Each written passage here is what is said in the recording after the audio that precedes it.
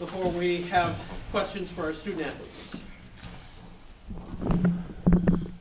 Wow.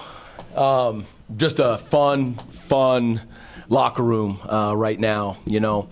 And for everybody who's been a part of this school, who's been a part of this program for years, decades, you know, I hope everybody takes great joy and pride in what happened tonight. And I wish everybody, you know, who's been a part of Eastern Michigan football and Eastern Michigan could have felt, you know, and seen and experienced that locker room. It was awesome when a bunch of guys set out a goal, and we're not done with that yet, but they've set out a goal, you know, to go to a bowl game, and we talked about being bowl eligible and how that wasn't a guarantee, and that how we, you know, we just wanted to finish and not limp into something, and you know, winning 2 out of the last 3 and doing it on senior night and doing it in some of the ways that we've had to grow and learn as a team. You know, we've been down this year and come back, and we had to do that again tonight. And we've been up, you know, this year and let leads slip from us, and that happened as well tonight, but obviously didn't break us. And so I just couldn't be more proud of our guys. You know, they're the real deal. You know, they're first class and stuck together, and you know, things haven't been easy. So I don't know. I love them. I love our football team, and I'm so proud of our coaches. We had a good plan. We beat a good team tonight. You know, Coach Bonamego and that team is they're a great football team, and this was a great football game tonight. So I could talk for 3 hours. So I'll just go ahead and stop right there and let you guys ask questions. Hey Blake, running back, Brian gets hurt, then of course Erickson gets hurt, you get your chance. Talk about being able to get that chance and then what you did with it. Yeah, no, it was awesome to get that chance, but I couldn't have done it without the offensive line. You know, a very senior-led group, so you know they kind of led the way, and I really couldn't have done it without them, without the offense, without the coaching staff having faith in me. So, you know, it was just so fun to be out there. So. Jeremiah, winning season, first time since '95. What does that mean? Because a lot of people have come through this program and said, this is what we're going to do. We're going to turn it around and have it. And you guys now have been the team to do that. Yeah, well, it's history in the making, that's for sure. Shout out to the coaching staff, all the players, the seniors. It's really led by them. We couldn't have done it without them. 7-5 is a great record for us compared to last season, the season before. We're just really glad, you know, that we just kept pressing on no matter what. We faced adverse situations, and here we are, you know, 7-5. It was a great game. Shout out to the whole defensive line. We're the top dogs. We're the best, that's for sure. And the whole defense, the trust that we have, it's just awesome. Brogan, what's going through your mind? I mean, they take that lead, and here you go, give one more credit. Yeah. Like you said, let's go. Here it is again. We've been in these situations before, but we like those situations. You know, it might be kind of weird to hear, but we do. We thrive in those moments. Our defense thrives in those moments. They get stops, and we feed off of them. Offensively, you know, we're very senior-led up front, like Blake said, but we have like calm, cool, you know, confidence about us, and you know, we know we can get the job done as long as we stick to what we need to do. And I mean, we had 23 first downs. I think the 23rd first down was the biggest one, obviously. So, I mean, it's a fun situation to be in because, you know, that's when the competitors come out. Were you thrilled to see Coach go for it on 4th and 6? I mean, it would have been a 50-yarder, and here it is, 4th and 6, and you know that you're going to have to do something with it. Yeah, absolutely. I mean, we have all the confidence in the world in Paul. You know, we knew that he could hit that, you know, but obviously, Coach has a lot of confidence in us, and vice versa, you know. And I'm glad that we got the job done, and you know that's kind of just the way the ball was rolling on our end towards the end there. Brogan, can you talk about how the culture has changed at Eastern Michigan since when you first got here? Yeah, it's second to none. You know, and a lot of it really has to do with off the field. You know, just the relationships. You know, I mean, I know personally I can walk up and talk to Christian Spears and Heather Like, and just you just have those personal relationships, you know, that maybe weren't there beforehand, and it makes everyone closer together. It makes everyone feel like they're involved, which they are, and it just makes moments like this that much better, you know. And we're a family. We love each other. I'm so happy for everyone. It's been a long ride. It's been a very long ride, and draining at moments. But you know, we're doing this for the alumni. We're doing this for, you know, future Eagles and for the guys in the locker room now and everyone that's involved with Eastern Michigan and in this program. And we're just really happy that we get to go out there and represent them. Personally, what do you think you've grown? What areas do you think you've grown the most in this year, helping lead this team to a 7-5 record? Yeah, probably the leading part. You know, maybe just not trying to do too much and just letting things come to me. You know, Coach Creighton always tells me I come off the sidelines, we might be down 10 or 14.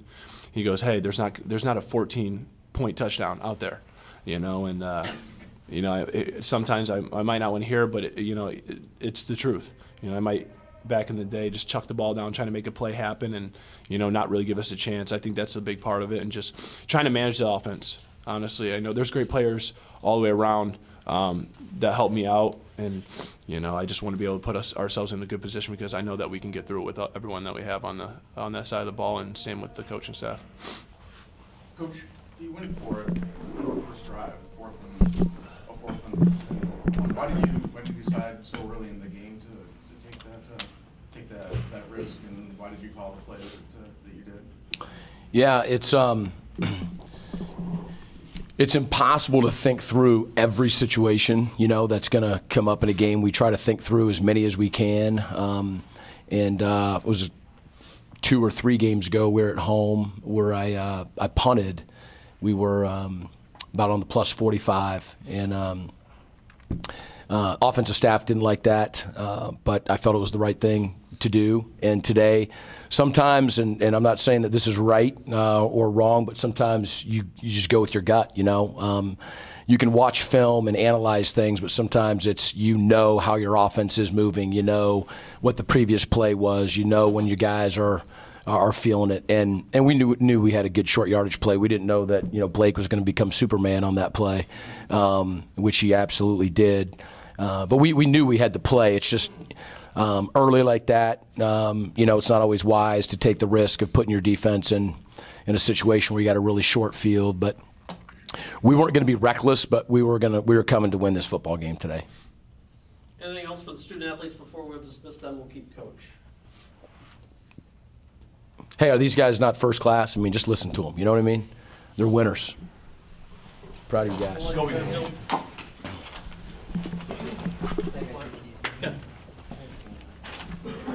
Thanks, guys. All right, questions for Coach. Your coach facing one of the top quarterbacks in the league in Cooper Rush tonight, and ends up being your guy with 2 touchdowns and 355 yards. Talk about Brogan's growth throughout the year and what you've seen from him. He did a pretty good job of explaining it. You know, he's super talented. You know, I mean, that's never been the issue. I mean, he's got a phenomenal arm. He's a good athlete. I mean, you saw him run the ball tonight. But he's letting the game come to him. And, you know, I've coached quarterbacks for a while now, and those guys are often hyper competitive, and you want that. But there's a growing process that you have to go through of not trying to make every play or force every play. And, you know, just the maturation process for him from last year to this year, I think the most, you know, glaring is that, you know, he'd force some balls and try to make things happen. And you just can't do that. You know, you can't do that. And, you know, he hasn't been perfect, but he's taken, you know, monster steps forward in that in terms of throwing the ball away and being okay with that, you know, and not forcing it. So I think, you know, that's one of many. I think when he first came back earlier, he bugged out of the pocket a little bit. He wasn't settled. He did a much better job as the season wore on with trusting the offensive line in the pocket and knowing when he needed to get out and when he just needed to move a little bit. I just told him, you know, last week, we threw just like a flare, a swing pass to Ian Erickson going away from the scoreboard towards the visitors' bench. And it was his 4th check on the read. He stood in the pocket. His feet were awesome. His eyes were awesome. And it was a perfect pass to his 4th option. And it's my favorite play of him all year. And, people are like, whatever, I mean, you just had this play and all that. But it was because it was the kind of quarterback that he's becoming, that play. Seems like he has an outgoing personality. Do you think that reflects on his teammates and they really trust him and can get along with him and whatnot? Yeah, everybody here mentioned sort of the seniority of our offensive line. He's as tight with those offensive linemen as anyone. I mean, he's a year behind those guys, but I mean, they are literally brothers and family. I wish you could have been in that locker room. It was awesome. Can you describe the scene to us? What it was like? Well, when we beat Buffalo my first year, I mean, that was unlike anything I'd ever seen before.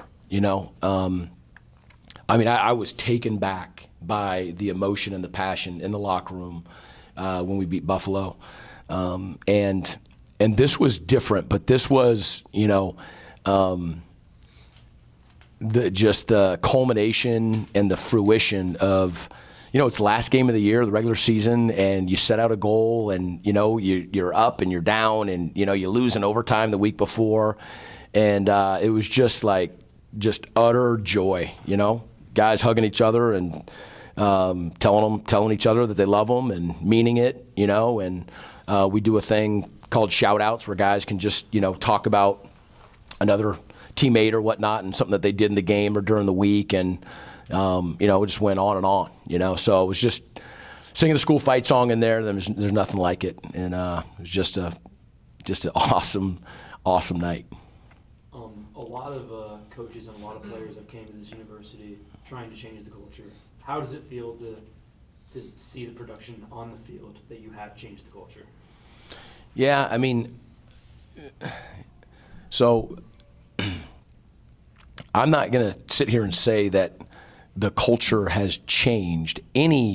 When you get a new group of student athletes every year, when you get, not just a new head coach, but you have assistant coaches, and sometimes they change, and there's so many different facets to a program, the administration and the strength staff and academic staff and the athletic training staff, compliance, and there's so many people who are a part of that. And so it's always changing, I believe, to some degree. And, I don't know that the culture has changed. I think that it's growing and it's changing, into something that we're, very, very proud of.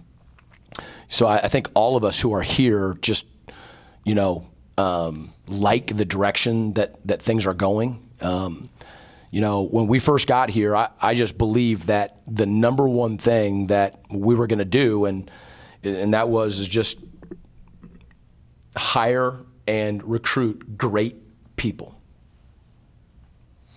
Great people. Now, players who are talented and passionate, but great people. And coaches who are experts at what they do, but great people. And there was a football team sitting here when I got here, and I mean, the first thing that I told those guys was that I loved them, and this is where I wanted to be, and I couldn't wait to get started with them. And you want to just bring the greatness out of those guys, and so. And we're the farthest thing from perfect. When I say great, you got to understand, but I think that over time, when you really try to do that, and that matters, that it's not just the football and the execution, but it's great people. When you get that many people together who are just good people who want the same thing, I think good things are going to happen. And so the words culture changing and all that. I mean. I think it's easy for people to be disparaging to previous staffs. There's a lot of good people who have been here, who've done an awesome job. I mean, I think that we're fortunate that we have an athletic director and the staff that she's put together that, wants it, as bad as we do, and has worked just incredibly hard, to give us a chance. And she's involved with our upper administration, and the board. I mean, we're just fortunate that there's been, an alignment of leadership that gives you a chance. And so, yeah, I don't know if I'm answering your question, but it's a good question and it's deep. It's just it takes so many people. When did things start to click? I mean, when did you know, start turning around this year? Or was it when O'Connor and Jeremiah were healthy and you knew that you had something that you could anchor and then you build around right there? Well, you know, see, that's I don't want to spend too much time on this, but I love talking about this. But for us, it started in December of 2013. You know, that's the part that people on the outside don't get, is that it, like, we were 1-11 last year, and we were so much better in the second year than we were in the first. And people couldn't see it because you just, you know, click on the computer and you see the record. And so you just dismiss everything. But we took incredibly large steps in so many areas, the first year to the second year, and then the second year to the third year. And so, you know, it doesn't just boom and then something happens. It's a lot of work foundationally to make it happen. So what allowed for it to happen this year? There's tons of reasons.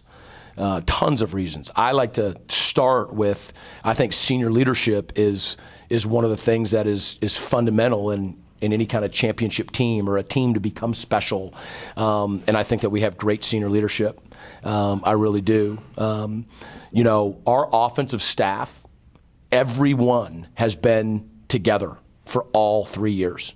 Every position coach, the coordinator, all the way through. Those guys, have stuck with it for all 3 years. And so they do a great job, and our guys know our offense right now, you know.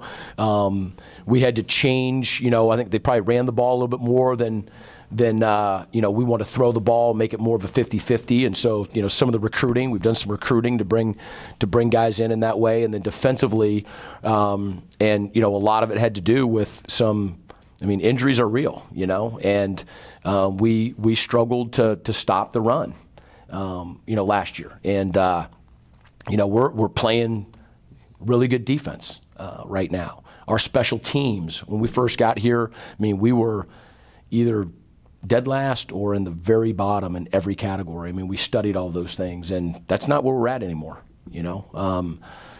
We've improved. Our turnover ratio, I mean, we just dead last both years, you know, and just alluded to that with Brogan. I mean, we're all part of that, but, you know, he's taking the care of the ball better. We're taking it away from teams better. And so, you know, that matters in terms of the football piece. And you know, I could go on and on. There's chemistry.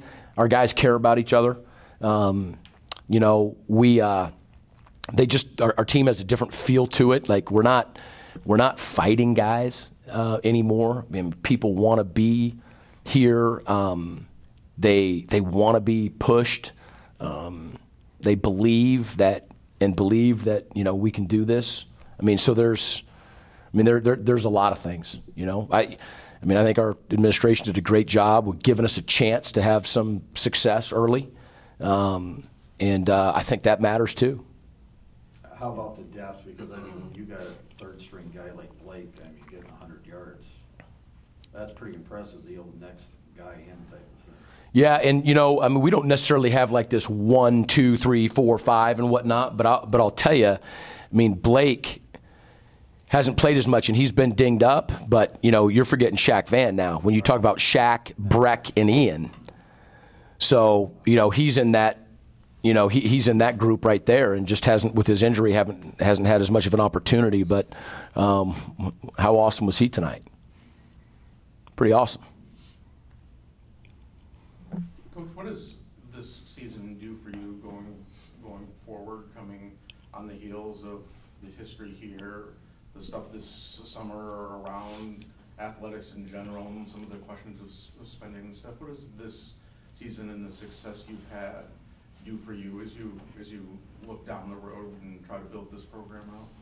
That's a good question. I mean, you know, we'll see. I know that just even in the season, there's been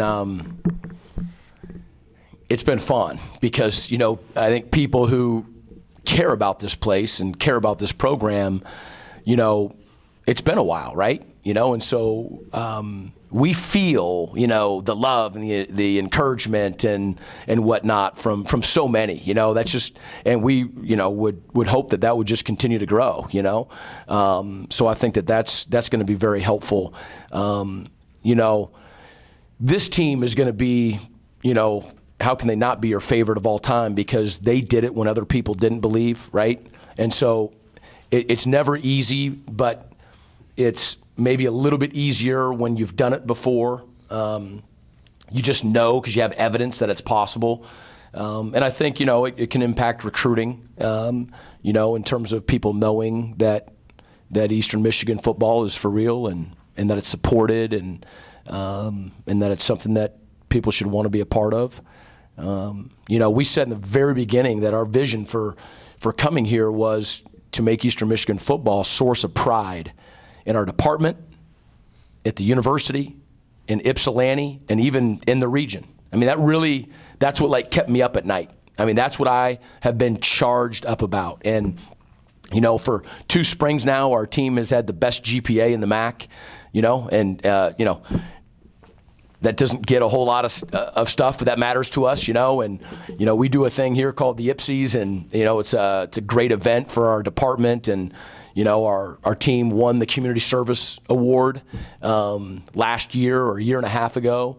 And so, you know, it's not just the winning. That's what most people just care about, but we care about more than that. Care about really, these are guys that you can take pride in.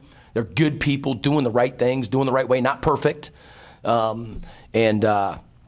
So, you know, I hope that we're taking steps forward and people being able to wear the blocky and say, you know what, my school's got a football team, you know, and I feel good about it and I've got pride in it. So how people will continue to respond, I don't know, but I sure hope that they continue to give us a chance and support us, because this could be and is an unbelievable situation.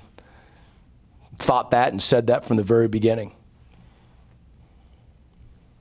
Anything else for Coach Creighton? Thank you all for coming. Thanks, guys.